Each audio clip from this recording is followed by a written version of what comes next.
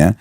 Juga dari satu sisi, Bapak Ibu sekalian, usahakan semaksimal mungkin apapun kekurangan kita, apapun permasalahan kita, itu jangan langsung diekspos atau dibicarakan pada orang lain. Ada orang subhanallah contoh, dia punya masalah dengan suami atau sama istrinya. Lalu dia bilang sama temannya di kantor, saya punya masalah sama ini, tapi jangan cerita sama orang ya. Misal, dia bicara, kemudian temannya ini mengatakan baiklah. Tetapi esok hari dia bicara lagi sama teman yang kedua, dia ucapnya yang sama. Hampir seluruh kantor diajak bicara dengan metode yang sama. Sekarang bagaimana caranya ini tidak menyebar? Kan tidak mungkin. Tapi tetap saja, kalau seandainya menyebar, dia sendiri berdosa karena dia menceritakan aibnya. Orang yang menyebarkan juga mendapat dosa. Jadi gimana caranya? Gak usah. Konsultasi, ada dua cara, konsultasi dan curhat. Kalau konsultasi pada manusia. Tetapi pada caranya, orang ahlinya gitu ya. Sakit pada dokter, konsultasi, dok saya sakit kepala sudah 3 hari, apa obatnya? Dokter akan tanya kira-kira seperti apa, apakah terasa setiap saat, apakah begini dan begitu, dijelaskan, dicarilah kira-kira penyakitnya seperti apa, kemudian diresepkan resep, selesai. Jadi nggak usah bilang, dok saya mau cerita dulu ya, sebenarnya minggu lalu saya nggak sakit. Kemudian diceritalah sama dia, saya pergi makan, saya pergi begini dan segala macam, nanti hari kemarin baru kepala saya sakit. Apa gunanya buat dokter ini? Nggak ada, manfaatnya nggak ada. Kan gitu. Jadi itu curhat namanya. Curhat itu hanya kepada Allah saja. Kalau kita mau kembali kepada kaidah agama yang benar, wudu, sholat taubat, sujud minta kepada Allah. Ya Allah, permasalahan ini menimpa hambamu, angkatlah. Kalau ini kena dosa, maafkanlah.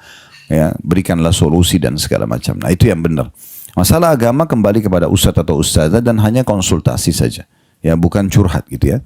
Kadang-kadang ada yang masuk pertanyaan di pengajian kami itu lembaran 2 lembar besar panjang.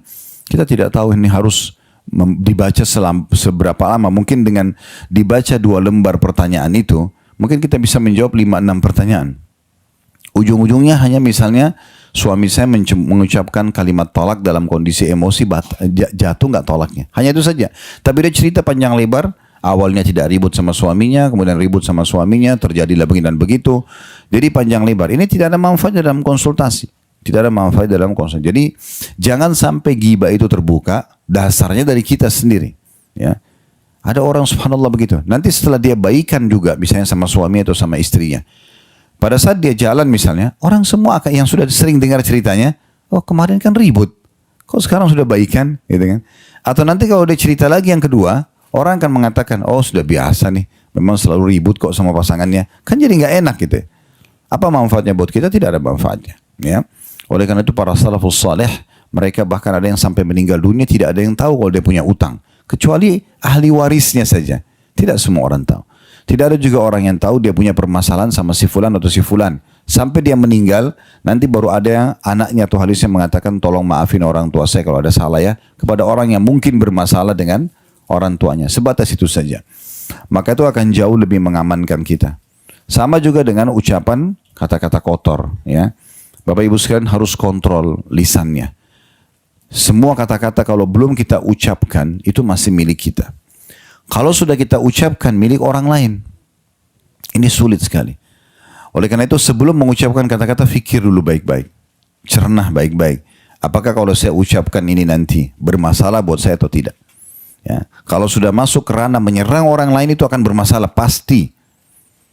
Masuk akal nggak Bapak Ibu sekalian kita serang orang itu diam saja? 90% dia akan balas. Ya. Ucapan kata yang santun dibalas dengan santun. Senyuman dibalas dengan senyuman. Tapi kalau kita muka marah, ya, ucapan kata yang kotor, balasannya akan sama. Jadi jangan emosi kalau orang membalas hal yang sama, karena kita sendiri yang menyebabkan masalah itu. Ya kan gitu. Jadi tutur kata itu dijaga sekali. Ya. Makanya Nabi SAW mengucapkan dalam hadis Bukhari, "Man kana yu'minu billahi wal yawmil akhir falyakul khairan aw liyasmut." Siapa yang mengaku beriman kepada Allah hari akhir, maka dia ucapkan kata-kata yang baik saja, berbobot, berisi, bermakna, ya, yang tidak sama sekali membuat celah orang lain bisa menyerang dia atau menilai keburukan buat dia, atau dia diam saja. Ada seorang salafus salih dulu, di dalam majlisnya Iyas Al-Muzani. Iyas Al-Muzani rahimahullah, seorang ulama tabi'in terkenal dengan kecerdasannya. Kalau dalam Islam, Diberikan perumpamaan orang-orang cerdas di kalangan sahabat ada Amr bin As, di kalangan tabi'in ada Iyas al-Muzani. Jadi orang sangat cerdas. Dia menjadi hakim cukup lama dan orangnya sangat cerdas. Maka satu waktu dia bilang di dalam majelis saya, ada satu orang duduk di ujung gak pernah bicara. Belasan tahun belajar gak pernah tanya. Ya, dia diam aja. Ini bukan berarti Bapak Ibu gak bisa nanya, tapi ini contoh saja perumpamaan. Maka pada saat itu dia bilang, satu waktu saya tanya kepada orang itu, kenapa kamu belasan tahun duduk di majelis saya? Saya tidak pernah dengarkan kamu bertanya. Dia bilang, saya dengar, maka saya ambil manfaat. Saya diam, maka saya selamat. Artinya apa? Kalau perlu baru saya tanya.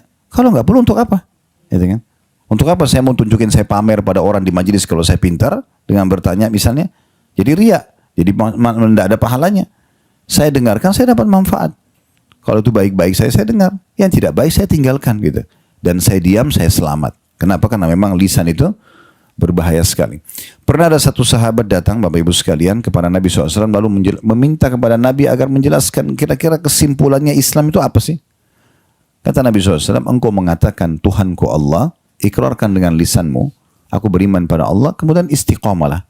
Berpegang teguh pada ajarannya. Yang Allah perintahkan kerjakan, yang Allah larang jauhi. Selesai. Itulah Islam. Ya, sampai meninggal udah selesai, itu tugas kita. Maka orang ini mengatakan, lalu apa yang paling Anda khawatirkan saya terganggu dari sisi itu, mengganggu keimanan saya? Maka Nabi SAW pegang lidahnya, dikeluarkan, lalu Nabi mengatakan ini dia yang paling berbahaya nanti. Bisa saja orang tadinya baik malah jadi buruk karena tajamnya lisannya. Ya, kita subhanallah kalau berinteraksi dengan orang, mungkin wajahnya biasa saja. Mungkin postur tubuhnya biasa saja. Mungkin ekonominya juga biasa saja. Tapi kalau kita ngomong dia santun sekali. Dia ramah, tutur katanya ditata. Ya, dia dengan hormat memberikan kesempatan kita bicara. Kalau selesai baru dia berbicara. Dengan cara seperti itu kita pasti akan sangat kagum dengan orang seperti ini. Kalaupun dia sangat cantik. Anggap orang paling cantik di dunia. Orang paling tampan di dunia. Tapi kalau ngomong lisannya tajam. Intonasi suaranya naik saja. Itu sudah penilaian kita sudah tidak baik. Contoh saja. Orang kalau benar saja Bapak Ibu sekalian, dalam kondisi kita benar pun, kemudian Bapak Ibu ambil keputusan untuk marah-marah dengan seseorang, orang yang sedang kita marahi salah ini.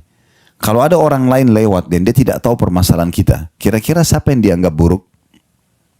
Sekarang si A sama si B ribut. Si A benar, si B salah. Tapi si A ini datang memarah-marahi si B di depan umum. Ada orang lain lewat, kemudian dilihat, kira-kira menurut orang yang lewat ini siapa yang salah? Si A, padahal sebenarnya dia benar. Tapi karena dia matanya melotot, dia lisannya tajam, tetap orang anggap dia nilai buruk. Kan begitu. Berarti jangan berikan celah penilaian buruk kepada orang kepada kita. Dalam Islam itu dilarang Bapak Ibu sekalian. Tidak boleh kita buka satu celah di mana kita tahu sebenarnya orang lain bisa nilai kita buruk lalu kita sengaja untuk itu. Dalam sebuah riwayat Bukhari, Nabi Muhammad SAW pernah pada saat i'tikaf di akhir Ramadan, beliau lagi di dalam masjid. Kemudian datang salah satu istri beliau, Sofia radhiyallahu anha, mendatangi Nabi, mendatangi suaminya, bicara tentang hajatnya. Pada saat mau pulang, karena malam, Nabi antar pulang. Waktu Nabi antar pulang, ada dua orang dari penduduk asli Madinah, itu tiba-tiba jalan di belakang Nabi dan mempercepat langkah mereka. Sebenarnya mungkin mereka tidak maksud apa-apa. Atau mereka hanya mau tahu Nabi jalan sama siapa sih. Tapi sebelum itu terjadi, Nabi SAW sudah bilang, ala rizki kuma. Pelan-pelan aja kalian. Innaha Sofiyah binti Huyai. Ini yang bersama saya, Sofiyah binti Huyai. Ini istri saya. Maka mereka berdua mengatakan, Maha suci Allah, kami tidak maksud itu ya Rasulullah. Maka kata Nabi SAW, sungguhnya manusia bisa, darah, syaitan itu masuk dalam tubuh manusia sebagaimana mengalirnya darah. Jadi mungkin kalian tidak maksud, tapi bisa jadi maksud nantinya. Maksudnya apa di sini? Bagaimana Nabi SAW menutup celah sebelum orang menilai negatif. Apalagi kalau ada orang sengaja menjerumuskan dirinya pada kesalahan dengan banyak sekali bicara, semuanya setiap ada temannya ngomong tentang apa dia seakan-akan ahlinya di situ. Temannya ngomong apa dia ahli, selalu tampil seperti orang yang paling menguasai bidang. Hanya bisa salah dalam perkataannya. Kan? Makin sering kita dengar maka makin bagus, kita akan aman. Kenapa Allah berikan kita dua kuping dan satu mulut? Supaya lebih banyak dengar daripada ngomong. Jangan lebih banyak ngomong. Kadang-kadang ada orang begitu karena terlalu banyak pakai lisannya, telinganya nggak mau dengar lagi. Dia salah pun dibilang kamu dengar dulu nasihat. Nah, saya nggak mau dengar. Nah, kan biasa gitu. Karena dia lebih banyak mendominankan lisannya. Baik Bapak Ibu sekalian, ini berhubungan dengan masalah puasa, tetapi secara umum juga dilarang, tidak dibolehkan ya. Hadis di sini, hadis yang pertama, ada 1A dan 1B. 1A-nya dengan sanad hasan, dan ini urutan 1079 dari awal belajar, berbunyi dari Abu Hurairah radhiyallahu anhu, dia berkata, Nabi SAW bersabda, "Man lam yadha qaul az-zuri wal 'amala bihi, falaysa lillahi hajatan fi an yadha ta'amahu wa syarabah." Barang siapa yang tidak meninggalkan ucapan dan perbuatan dusta, maka Allah tidak membutuhkan puasanya di mana dia meninggalkan makanan dan minumannya. Diriwayatkan oleh Bukhari, Abu Dawud, Tirmidzi, An-Nasai dan Ibnu Majah. Dan dalam lafaz Ibnu Majah, langsung kita bacakan 1B-nya karena ini sejalan. Kata Nabi SAW, "Man lam yadha qaula az-zuri wal jahla wal 'amala bihi." Barang siapa yang tidak meninggalkan ucapan atau perbuatan dusta, juga perbuatan bodoh. Lalu lanjutan hadisnya adalah tidak ada hajat bagi Allah menilai lapar dan hausnya. Hadis ini diriwayatkan oleh An-Nasai. Baik, dari hadis ini Bapak Ibu sekalian kita hubungkan dengan Ramadan yang akan datang tentunya, dan puasa-puasa sunnah yang ada di antara 11 bulan selain Ramadan. Karena Ramadan insya Allah kurang lebih ya, kurang dari sebulan mungkin ya. Tanggal 9 atau tanggal 10 insya Allah Maret kita sudah puasa Ramadan.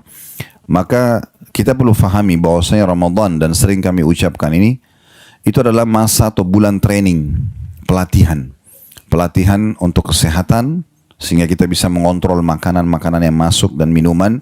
Apalagi selama 11 bulan kalau ada orang belum pernah puasa sunnah, tidak pernah puasa Senin Kamis, tidak pernah puasa Iyamul Bid, tidak kenal juga jadwal makan, setiap waktu dia makan saja walaupun tengah malam misalnya, maka Ramadan ini sebagai penolong buat dia. Karena penetralisir, dia bertahan sekian jam untuk tidak makan dan minum ya. Ini training kesehatan sebenarnya, pembersihan usus kita ya. Kita tahu karat-karat usus itu berbahaya sekali kalau tidak dibersihkan ya, lemak yang menumpuk misalnya. Dan ini sering saya bahasakan, orang yang sukses dalam poin ini di Ramadan adalah orang yang bisa mengontrol makanan dan minumannya di saat buka puasa dan di saat sahur.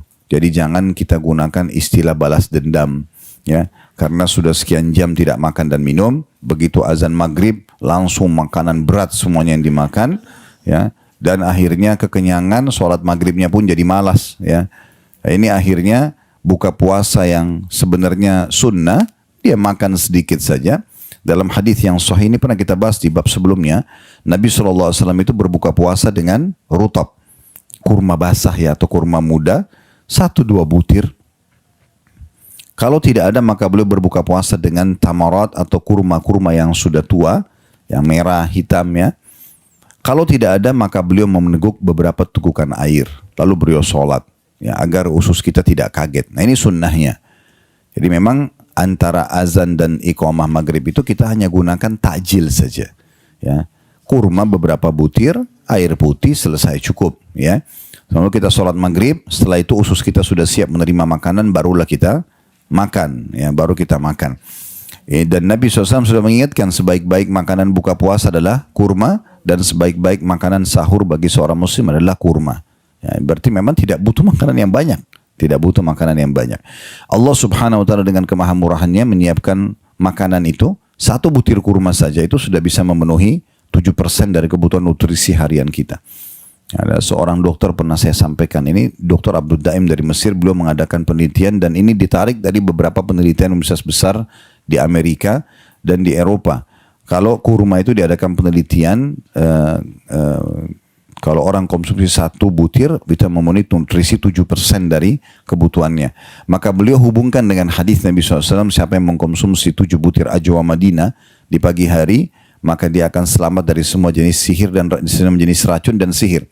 Beliau bilang kalau penelitian ini benar, berarti kita konsumsi 7 butir kurma itu berarti sudah 49% dari kebutuhan nutrisi harian kita terpenuhi. Sisanya kita tinggal tambah yang lainnya. Maka dengan mengontrol ini akan jauh lebih baik. Nah itu training di Ramadan. Training Ramadan juga adalah pembentukan akhlak dan karakter yang baik. Nah ini yang sedang disinggung di sini.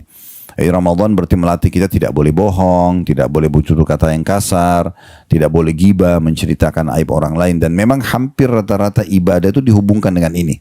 Contoh juga nanti di jilid 3 buku kita ini ada bab haji, itu panjang lebar dijelaskan, termasuk haji yang mabrur adalah tutur kata yang santun dan dermawan dalam memberikan makan kepada orang lain. Itu salah satu syarat bisanya orang mendapatkan haji yang mabrur. Berarti dia masa training, di mana kita di training untuk terbiasa dermawan, berbagi dengan orang, dan selalu menjaga agar tutur kata kita tidak ada yang buruk yang keluar. Ya.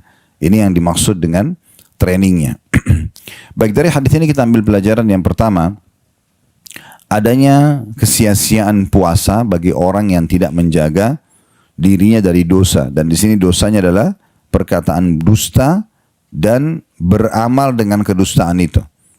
Bisa bermakna di sini beramal dengan kedustaan, maksudnya dia dari bohong ke bohong yang lain lagi. Sama orang ini bohong, sama orang itu juga bohong. Atau bisa juga bermakna, kata sebagian ulama, adalah dia mengajarkan orang lain. Dia ngajak orang lain untuk bohong.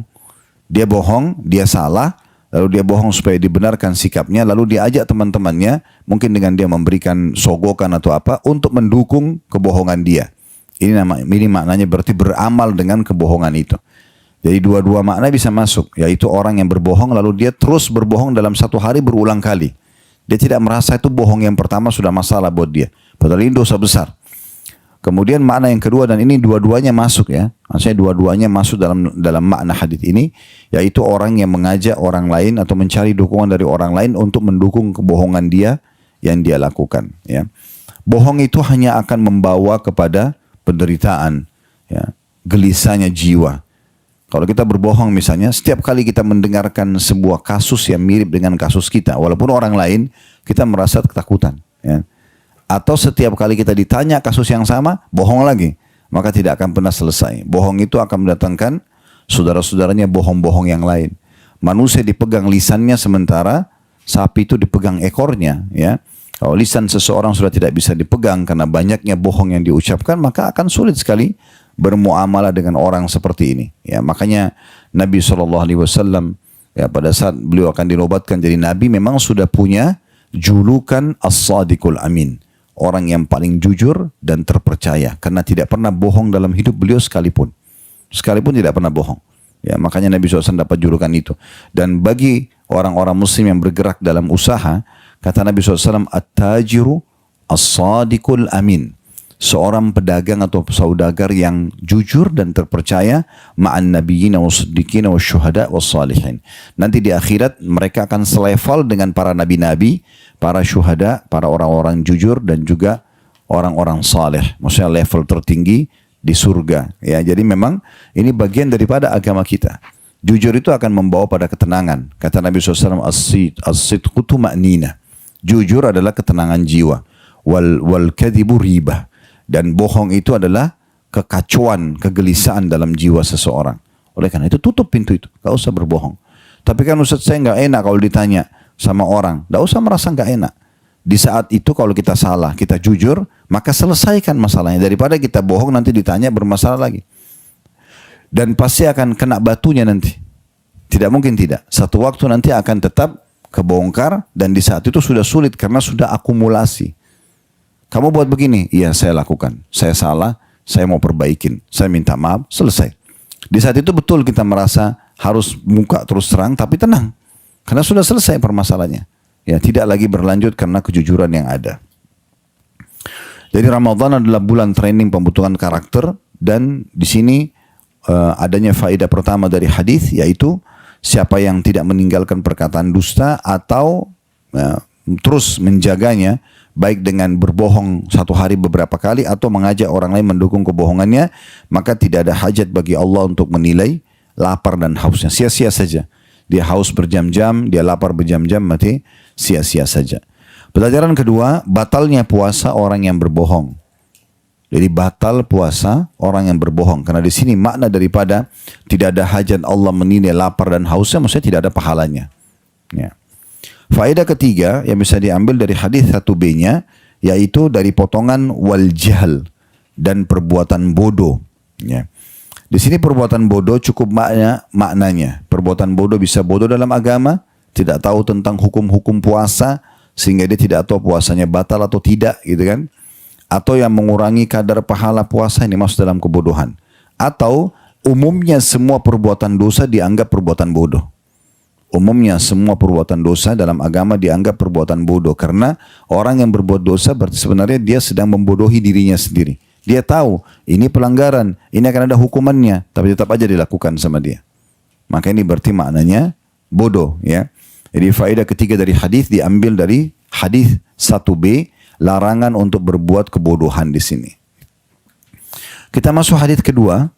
Dengan sanad hasan di ghairihi, menjadi hasan karena dikuatkan dengan riwayat-riwayat lain. Urutan 1080 dari awal belajar berbunyi, At-Tabarani meriwayatkan dalam Al-Mu'jam As-Saghir dan Mu'jam Al-Awsat. Ini dua nama buku beliau.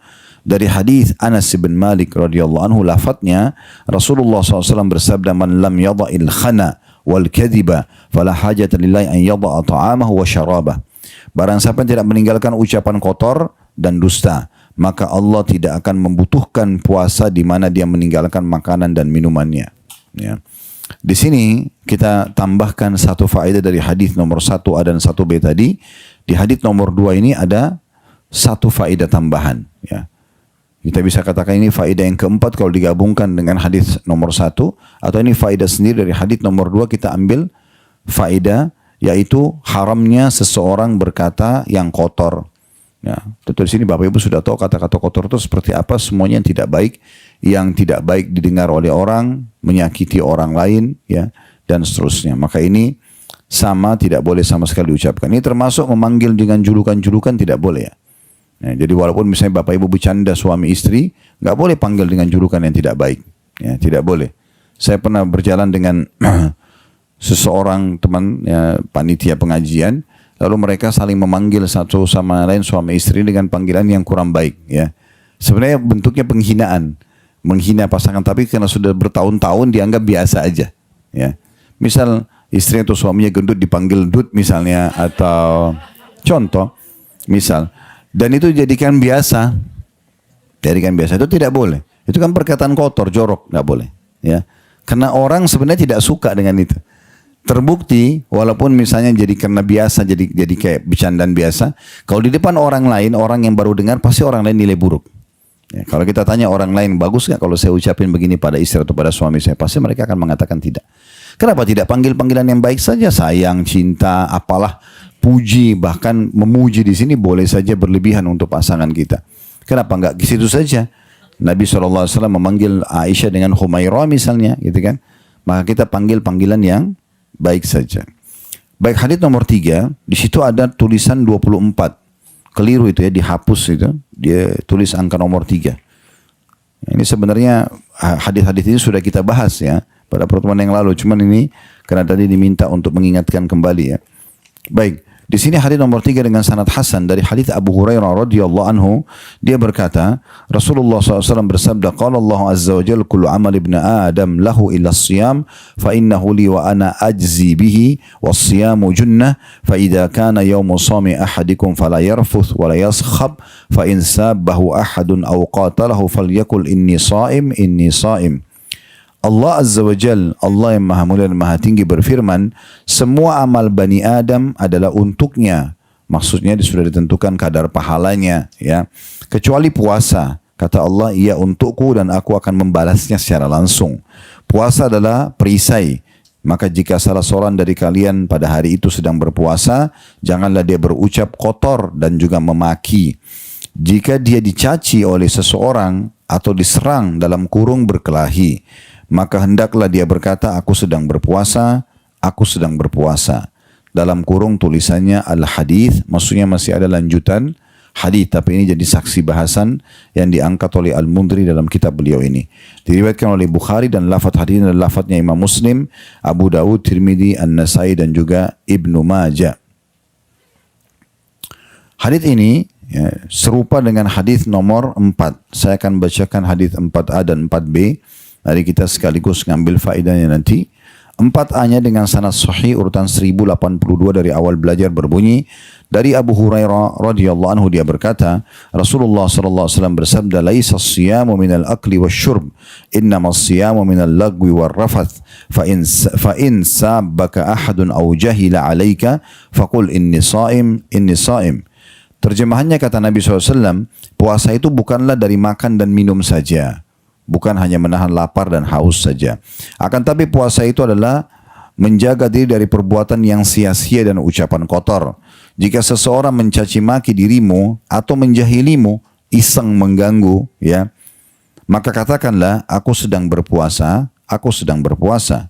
Hadis diriwayatkan oleh Ibnu Khuzaimah, Ibnu Hibban dalam sahih keduanya.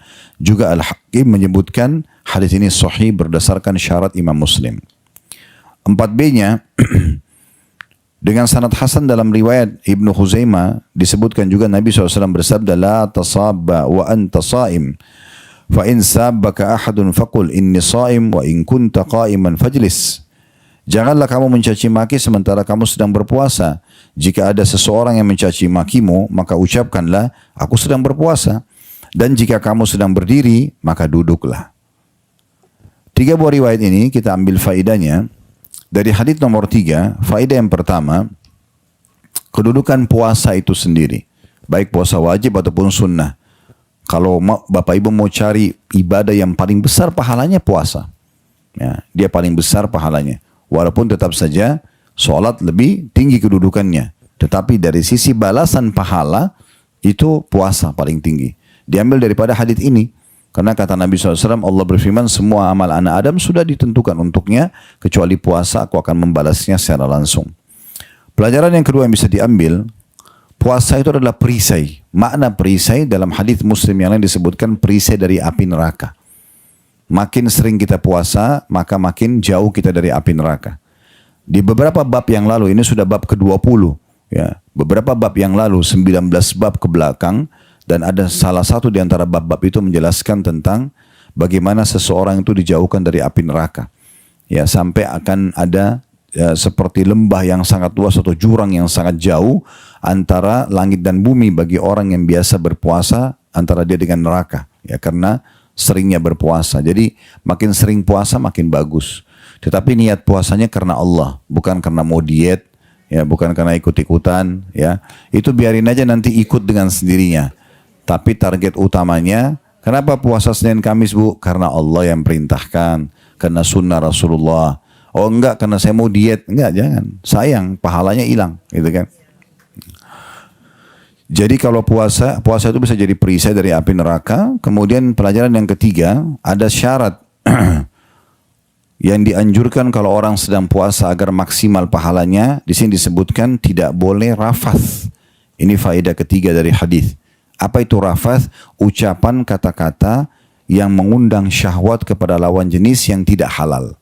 Ya, orang kalau suami istri bebas, lagi puasa pun boleh. Panggil-panggilan sayang, rindu-rinduan, segala macam boleh. Boleh nggak orang bercumbuan suami istri pada saat puasa? Boleh, asal tidak berhubungan biologis. Ya, makanya makanya Aisyah mengatakan di bulan Ramadan Nabi SAW atau lagi puasa Nabi SAW masih mencumbuin kami. Tetapi beliau adalah orang yang paling bisa mengontrol dirinya. Jadi tidak ada larangan sebenarnya.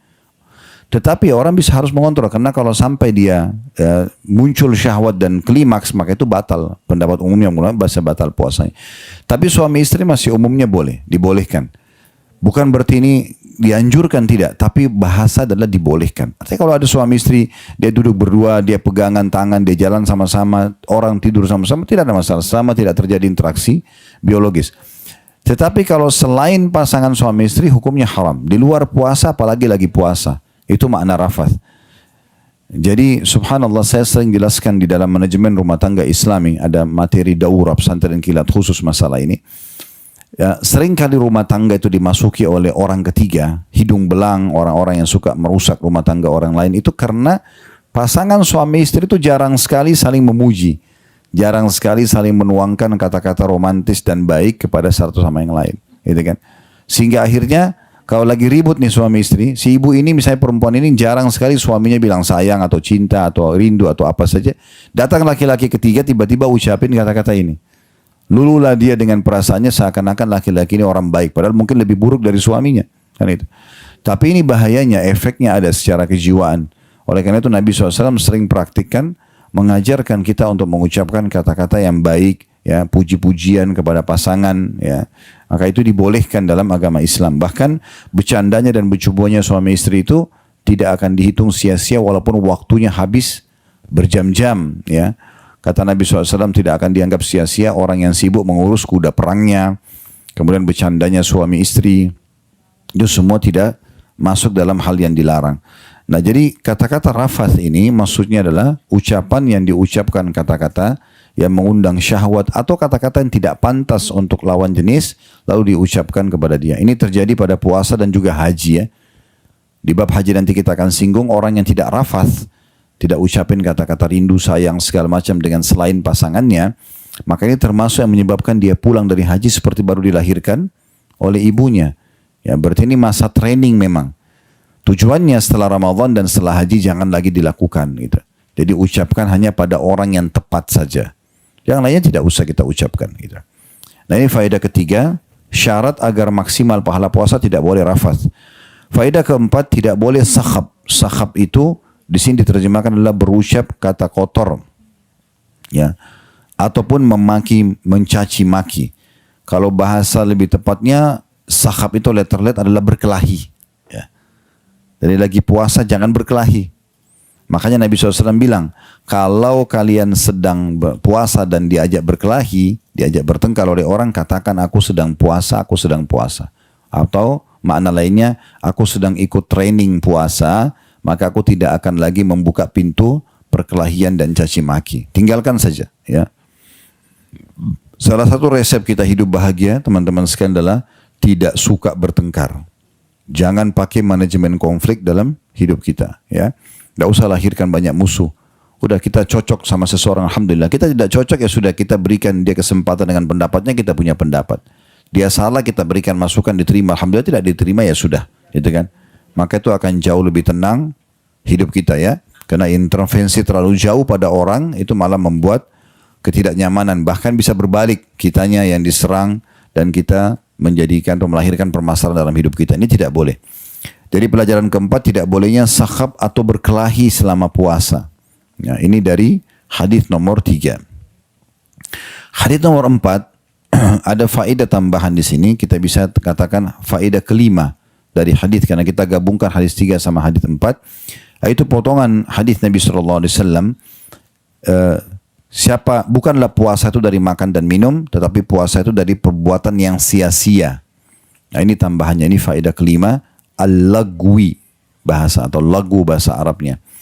Jadi termasuk mengganggu nilai pahala puasa itu buang-buang waktu. Nah, tidak ada faedahnya, tidak ada manfaatnya. Ya, misalnya dia sambil menunggu sampai buka puasa, habisin waktu. Buang-buang waktu jalan di mall berjam-jam. Mall baru buka jam 10 sudah masuk di sana. Jam 10 pagi. Kenapa bu? Karena mau nunggu buka puasa. Masih lama sore gitu kan. Orang datang mungkin 1 jam sebelum buka puasa, 1 jam setengah. Mungkin masih masuk akal. Tapi dari pagi lalu buang-buang waktu. Ya, sering kali ada orang mengatakan, kenapa begini? Karena saya tidak ada kegiatan. Banyak waktu lowong. Ya gitu. Sebenarnya bukan begitu. Waktu lowong itu, kata Nabi SAW, ni'matani maghbunun katsirun minan nas, ada 2 nikmat yang banyak luput dari orang-orang. Mereka tidak tahu kalau itu nikmat. Ya, akhirnya disia-siakan. Kata Nabi SAW, as-sihhatu, kesehatan, dan yang kedua al-faraq, waktu yang kosong. Jadi kalau kita punya waktu kosong, itu kita sibukkan diri dengan hal-hal yang bermanfaat. Coba cek kembali, kira-kira di memori pikiran kita ini, apa sih pekerjaan yang masih terbengkalai? Buku yang belum dibaca, zikir yang masih terlupakan, Al-Quran yang belum dibaca, atau surah yang belum pernah dihafal lalu lupa, misal, atau silaturahim keluarga melalui telepon, jenguk orang sakit, yang bermanfaat pokoknya. Jangan malah cari kontak di waktu kosong, lalu kemudian hubungi temannya, kamu ada masalah apa, cerita saja. Nah ini kan buat masalah buat dia. Nanti temannya cerita, curhat tentang masalah suami atau masalah istrinya, kemudian dia tidak sadar, dia masuk ke alam orang itu. Oh memang suami kamu begini dan begitu. Nah, ini kan bisa saja suaminya orang yang benar. Lalu ibu masuk, ibu berdosa. Bagaimana caranya minta maaf sama suami orang ini? Kalau tiba-tiba suaminya orang itu meninggal malamnya, nggak bisa kita tidak sempat minta maaf, bagaimana? Contohnya, gitu kan? Jadi harus hati-hati dengan masalah-masalah seperti ini. Jadi tidak boleh kita sengaja membuang waktu sia-sia, ya, atau lagu. Kemudian setelahnya disebut lagi rafath sama tadi ya. Tidak boleh mengucapkan kata-kata yang mengundang syahwat gitu ya. Kemudian selanjutnya di hadis ya nomor 4b kita bisa tambahkan faedah ke-6 di situ. Kata Nabi SAW, janganlah kamu mencaci maki sementara kamu sedang puasa. Ya, berarti di sini ada larangan tidak boleh caci maki lagi puasa. Tentu ini tujuannya training agar diterapkan setelah puasa. Tapi yang kita ambil pelajaran keenam di sini adalah potongan akhir Nabi. Kata Nabi SAW, kalau ada orang mengajakmu bertengkar atau mencaci makimu, katakan aku sedang puasa. Kalau kamu sedang berdiri, duduklah. Ya. Apa maknanya? Maksudnya ubah posisi. Ya. Kalau ada orang ajak kita bertengkar, kan biasanya kita kepancing emosi tuh. Ya. Apakah tulisan atau lisan kan? Kamu begini dan begitu, kita kan biasa terbawa emosi. Untuk menghindari agar emosi itu tidak meluap-luap atau tidak membesar, maka kita ubah posisi. Ya, kata Nabi SAW dalam sebuah hadis yang lain, kalau kalian sedang marah ya, dan sedang berdiri, duduklah. Kalau masih marah, baringlah. Kalau masih marah, beruduklah. Karena itu akan menghilangkan bisikan syaitan. Itulah. Jadi emosi ini tidak ada manfaatnya Bapak Ibu sekalian. Tidak ada manfaatnya. Akan membuyarkan ide, ya, akan menjatuhkan martabat dan nama baik kita. Tidak ada manfaatnya. Jadi kalau kita lagi ada masalah pun, coba dengan tenang hadapin. Kontrol emosinya. Maka insya Allah akan aman semuanya. Makanya kata Nabi SAW dalam sebuah riwayat lain, emosi tidak mendatangkan kecuali semuanya keburukan. Nggak ada kebaikannya. Marah sama anak, marah sama pasangan, tidak ada manfaatnya. Ya. Nabi SAW kalau lagi marah dengan sesuatu, raut wajah beliau berubah. Lalu kemudian beliau luruskan, habis itu beliau selesai. Ya. Beliau tidak lagi melanjutkan. Gitu kan, kalau memang dalam kondisi dia benar. Hadis selanjutnya 5A, nomor 5 ada 5A sampai 5C. 5A-nya dengan sanad sahih urutan 1083 dari awal belajar berbunyi, dan darinya maksudnya masih dari Abu Hurairah radhiyallahu anhu, beliau berkata Rasulullah SAW bersabda, rubba sa'imin laisa lahu min siyami illa al-ju', rubba qa'imin laisa lahu min qiyami illa as-sahar. Berapa banyak orang yang puasa tapi tidak mendapat apa-apa dari puasanya kecuali rasa lapar saja. Dan berapa banyak orang yang sholat malam tapi tidak mendapatkan apa-apa dari sholat malamnya kecuali begadang saja. Hadis ini riwayat Ibnu Majah, dan lafaz hadis ini adalah lafaznya milik Ibnu Majah. An-Nasai, Ibnu Khuzaimah juga menyebutkan, dan Al-Hakim berkata sahih berdasarkan syarat Bukhari, dan lafaz ini lafaz mereka berdua. 5B-nya dengan sanad hasan sahih, rubba sa'imin hadzuhu min siyamihi al-ju' wal 'atash wa rubba qa'imin hadzuhu min qiyamis sahar. Berapa banyak orang yang berpuasa tapi bagian yang dia dapatkan dari puasanya hanyalah lapar dan haus saja. Dan berapa banyak orang yang sholat malam tapi bagian yang dia dapatkan dari sholat malamnya hanya begadang saja. 5C yang terakhir di dalam urutan nomor 5 ya. Nanti kita akan baca dengan hadits nomor 6 karena ini mirip sekali ya. Hadits nomor 5C, urutan 5C, hadis dengan sanad hasan sahih diriwayatkan oleh Al-Baihaqi. Al-Baihaqi nama orang ya. Lafadznya adalah kata Nabi SAW, rubba qa'imin hadzu min al-qiyamis sahar wa rubba sa'imin hadzu min as-siyami wal-ju' wal-'atash. Berapa banyak orang yang sholat malam tapi bagiannya dari sholat malamnya hanyalah begadang, dan berapa banyak orang yang berpuasa tapi bagian dari puasanya hanyalah lapar dan haus saja. Terakhir hadis nomor 6, dan ini karena mirip kita baca dan penutupan dalam bab nomor 20 ini. Dengan sanad sahih di ghairihi menjadi sahih karena dikuatkan dengan riwayat-riwayat lain urutan 1084 dari awal belajar. Berbunyi dari Ibnu Umar radhiyallahu anhu, dia berkata, Rasulullah SAW bersabda, rubba sa'imin hadzu min siyamil ju' wal 'atash, wa rubba qa'imin hadzu min qiyamihi as-sahar. Berapa banyak orang yang berpuasa tapi bagian dari puasanya hanya lapar dan haus, dan berapa banyak orang yang sholat malam tapi bagiannya dari sholat malamnya hanyalah begadang saja. Diriwayatkan oleh Tabarani dalam Mu'jamul Kabir dengan sanad tidak mengapa atau la ba'sa bihi.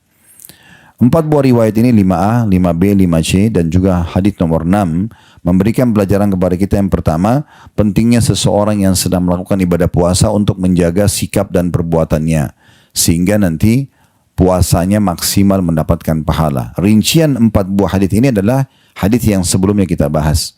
Tidak boleh berbohong, tidak boleh bertutur kata yang kasar, ya, tidak boleh berbuat yang sia-sia, tidak boleh mengucapkan kata-kata syahwat yang bisa mengundang syahwat dengan lawan jenis yang tidak halal, tidak boleh juga ya berkelahi, ya, sebagaimana sudah disebutkan di hadis-hadis sebelumnya.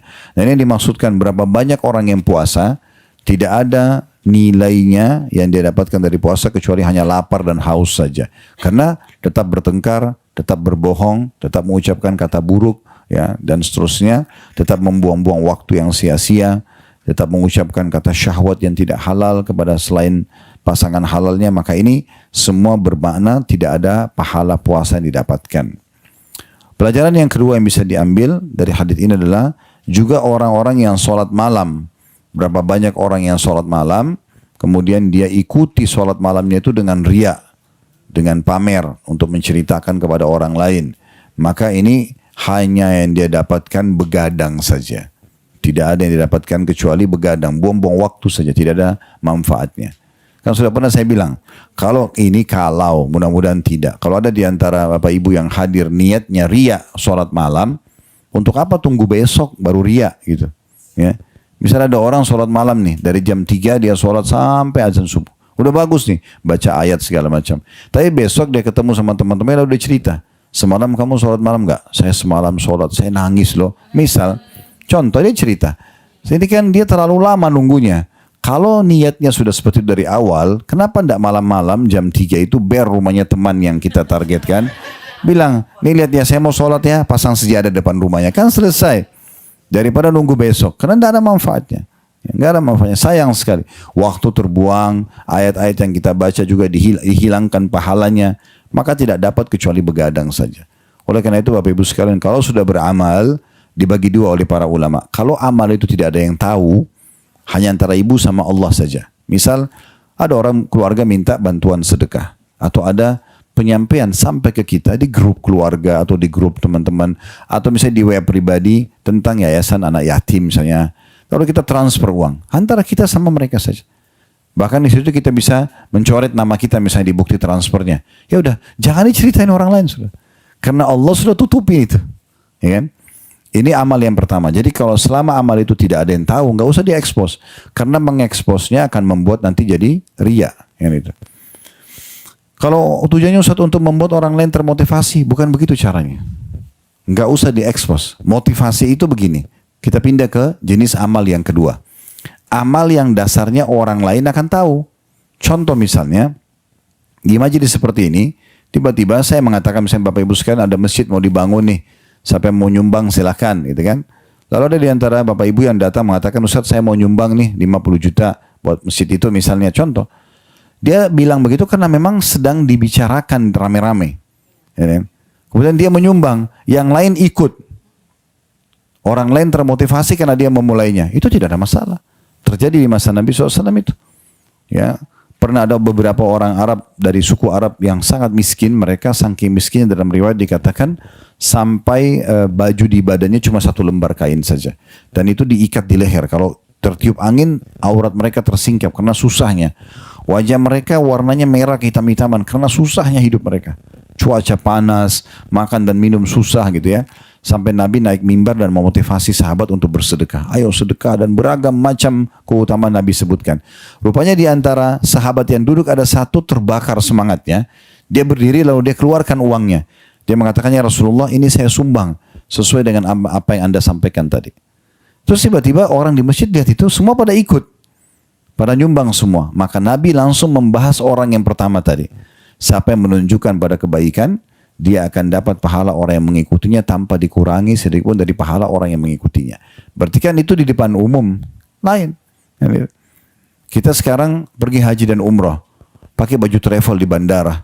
Lalu ada orang tanya, oh ibu, bapak mau umrah ya? Masa kita bilang kalau saya jawab nanti riya? Enggak. Oh iya, insya Allah gitu kan. Tapi bukan kita sengaja expose. Ada orang gitu, pergi ke Masjid Nabawi, mau sholat. Pergi ke Masjid Haram Mekah, mau tawaf. Pasti ditulis statusnya. Ya ini berarti dia sengaja pamer kan, beda. Kalau ada orang yang lihat kita lagi tawaf, oh Masya Allah bu lagi tawaf ya, iya Alhamdulillah, kita saling mendoakan ya. Gak ada masalah. Tapi kalau dia sengaja expose, maka itu jadi riya buat dia, ini jadi masalah. Ya, oleh karena itu, hati-hati jangan sampai sia-sia amal yang sudah kita kerjakan hanya karena mengejar pujian lisannya orang yang selalu saya bilang, hanya sepanjang lidahnya. Kamu hebat, kamu gini dan begitu. Apa yang kita dapatkan? Tidak ada sama sekali. Pujian orang tidak mengemukkan badan, tidak menambah kecantikan, tidak menambah ketampanan, tidak menambah harta, tidak menambah apa-apa. Tidak ada apa-apa dari pujian tersebut. Kecuali hanya akan mengacaukan program hidup kita saja.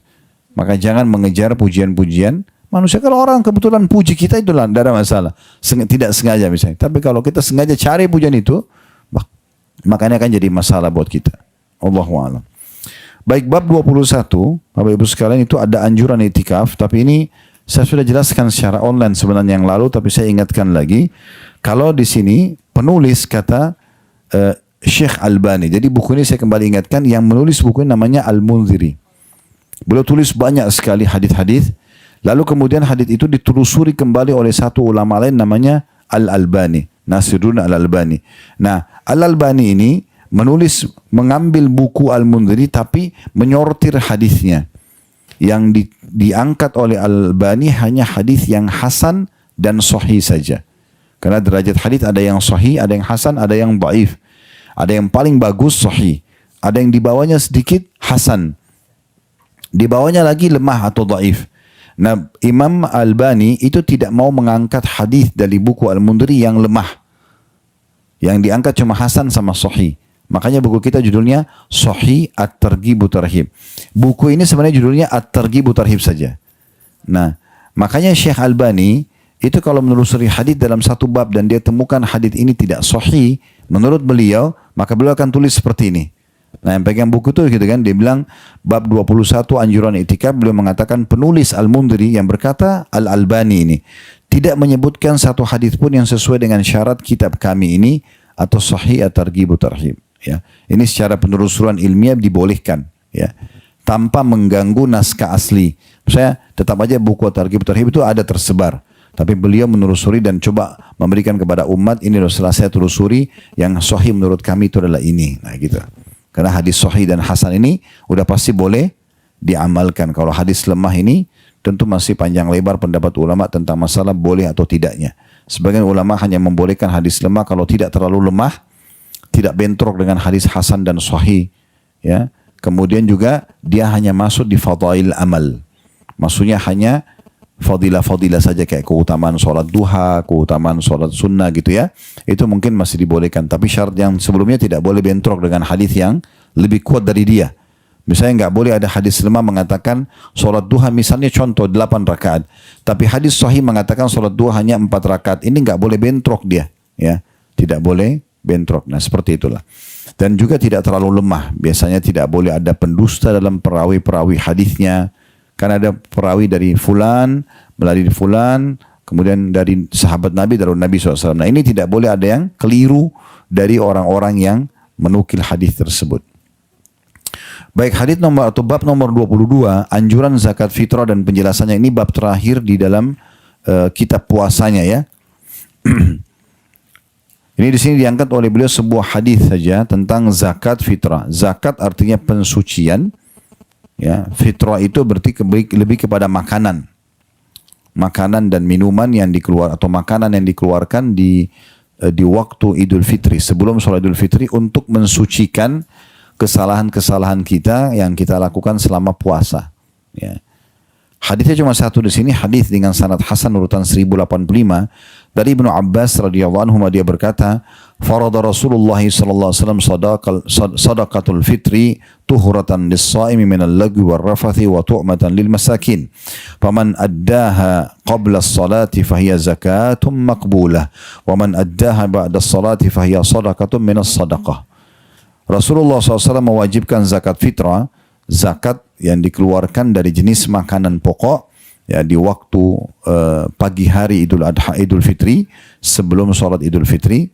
Rasulullah SAW mewajibkan zakat fitrah untuk mensucikan orang yang berpuasa dari perbuatan sia-sia dan ucapan kotor, dan sebagai pemberi makan bagi orang-orang miskin. Barang siapa yang menunaikannya sebelum sholat Id, maka ia adalah zakat yang diterima. Dan barang siapa yang menunaikan sesudah sholat Id, maka ia berarti umumnya sedekah saja, tidak dihitung sebagai zakat fitrah. Diriwayatkan oleh Abu Dawud, Ibnu Majah, Al-Hakim, dan dia mengatakan sahih berdasarkan syarat Al-Bukhari. Di bawahnya dikatakan Al-Khattabi berkata, ucapannya Rasulullah SAW mewajibkan zakat fitrah, maksudnya dari perkataan Ibnu Abbas radhiyallahu anhu, ini menjelaskan bahwa zakat fitrah adalah fardu atau kewajiban. Ya. Fardu lagi wajib, seperti zakat harta yang wajib. Ini juga menjelaskan bahwa apa yang diwajibkan oleh Rasulullah SAW adalah sama dengan apa yang diwajibkan oleh Allah. Karena ketaatan kepada beliau berasal dari ketaatan kepada Allah, seluruh ulama Islam telah berpendapat bahwa zakat fitrah adalah fardu lagi wajib. Jadi wajib Bapak Ibu keluarkan zakat fitrah. Baik, zakat fitrah ini pendapat saya simpulkan karena panjang lebar tentang masalah zakat fitrah, tapi yang paling kami cenderung dan paling tepat sebenarnya itu adalah makanan pokok. Kayak kita Indonesia beras misalnya. Nah, kita keluarkan zakat fitrah ya. Setiap orang MUI juga sudah keluarkan itu ya. 2,5 kilo atau 3,5 liter. Seingat saya dapat informasi tapi belum saya pastikan sudah berubah beberapa waktu yang lalu jadi 4 liter beras ya. Dari jenis beras yang biasa kita makan. Semuanya ya dikeluarkan zakat fitrahnya. Kalau misalnya kita satu rumah itu 5 orang. Suami istri dengan 3 orang anak. Maka semuanya dikenakan zakat fitrah. Yang wajib mengeluarkan adalah sang ayah ya, pemimpin di rumah itu. Ya, atau yang memberikan nafkah di rumah itu. Dikeluarkanlah zakat fitrah. Berarti 2,5 kilo kali 5. Ya, berarti 12,5 kilo misalnya. Boleh diberikan kepada satu orang semuanya atau dibagi kepada beberapa orang. Kalau misalnya Bapak Ibu punya pembantu rumah tangga di rumah. Bagaimana zakat fitrahnya? Tetap kita sebagai majikannya punya kewajiban mengeluarkan zakat fitrah. Bahkan sebagian pendapat mengatakan bayi di perut pun kalau sudah 4 bulan dianjurkan ada zakat fitrahnya, ya dihitung. Kalau sudah 4 bulan karena sudah punya nyawa, ya sudah ditiup ruhnya, maka dikeluarkan juga zakat fitrahnya. Ini untuk pensucian. Walaupun sebenarnya yang lebih tepat adalah dia dikeluarkan zakat fitrah bagi yang sedang ada di rumah, ya dikeluarkan zakat fitrah. Maka ini dikeluarkan zakat fitrahnya dari makanan pokok tentunya ya, boleh dikeluarkan dari makanan pokok. Oh maaf, ini ada hadis kedua ya. Ada hadis kedua, saya baru baca di lembaran setelahnya. Di situ dikatakan di halaman 392, hikmahnya dari zakat fitrah telah dijelaskan bahwa ia sebuah pembersih orang-orang yang puasa dari ucapan kotor dan perbuatan sia-sia. Ia adalah wajib atas setiap orang yang berpuasa dan memiliki kemampuan atau bahkan atas orang miskin yang mempunyai kelebihan dari makanan pokoknya. Jadi kalau orang miskin pun misalnya, tapi di hari Idul Adha, Idul Fitri itu, dia punya kemampuan mengeluarkan 2,5 kilo beras, maka dia punya kewajiban mengeluarkan pensucian buat dirinya sendiri. Karena alasan diwajibkannya adalah mensucikan, sementara semua orang yang berpuasa membutuhkan kesucian tersebut. Maka jika illatnya atau alasan hukum sama, maka hukumnya pun sama.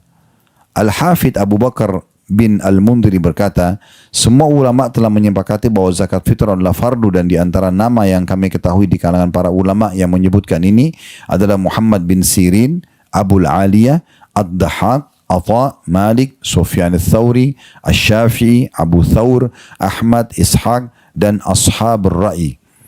Ishaq berkata, ini bagai ijma' dari para ulama, atau maksudnya kesepakatan mereka. Demikian pula perkataan Al-Mundhiri. Hadis nomor 2 dalam bab ini, jadi saya tadi keliru, maaf saya luruskan lagi, tadi saya kira cuma satu hadis. Hadis kedua dengan sanad sahih di ghairihi, menjadi sahih karena dikuatkan dengan riwayat-riwayat lain, urutan 1086 dari awal belajar berbunyi, dari Abdullah bin Tha'labah atau Tha'labah bin Abdullah bin Syu'air, atau Su'air tepatnya. Dari bapaknya dia berkata, Rasulullah SAW bersabda, sa'un min burrin au qamhin ala kulli ithnaini saghirin au kabir, hurrin au abdin, zakarin au untha. 1 sa' dari gandum atau juwawut adalah kewajiban masing-masing dari dua pihak, kecil atau besar, ya, kecil atau dewasa, merdeka atau hamba sahaya, laki-laki ataupun perempuan. Hadis ini diriwayatkan oleh Ahmad dan juga Abu Daud. Dari hadis ini juga kita ambil pelajaran bahwasanya ya kata ulama penyebutan tentang jiwawut atau gandum ini di wilayah orang-orang yang memang itu makanan pokoknya, karena waktu itu makanan pokoknya orang di sana adalah gandum.